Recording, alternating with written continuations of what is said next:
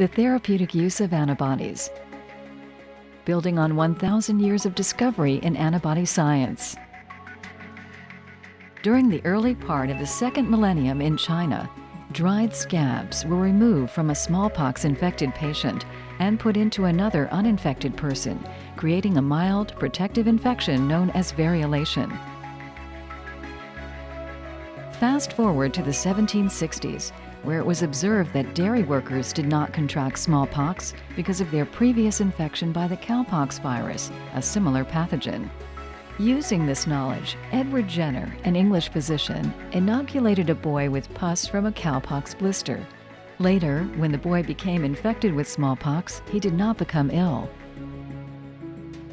In 1879, Louis Pasteur had already made a series of important discoveries in the fields of pasteurization and vaccination when he produced the first laboratory-developed vaccine, a vaccine for chicken cholera.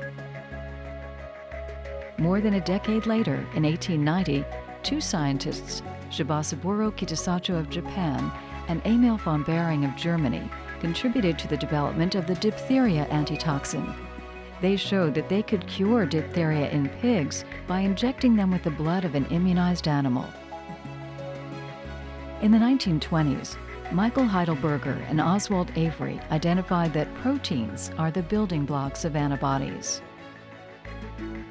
In the 1940s, Linus Pauling confirmed the exquisite specificity of antibodies by proving that the lock and key binding mechanism is dependent upon shape rather than the chemical composition of the antibody and antigen.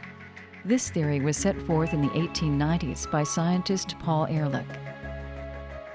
These discoveries led the way in 1975 for the first monoclonal antibodies to be developed in the laboratory.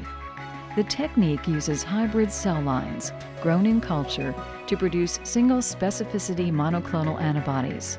César Milstein and Georges Köhler jointly received the 1984 Nobel Prize in Medicine and Physiology for the hybridoma technique of producing antibodies with single specificity.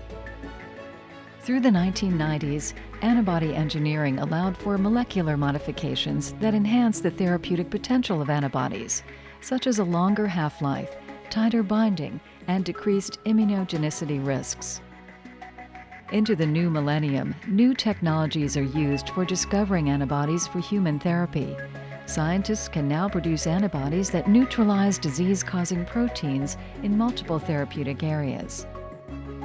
And now, antibody therapies are being developed for various therapeutic applications in veterinary medicine.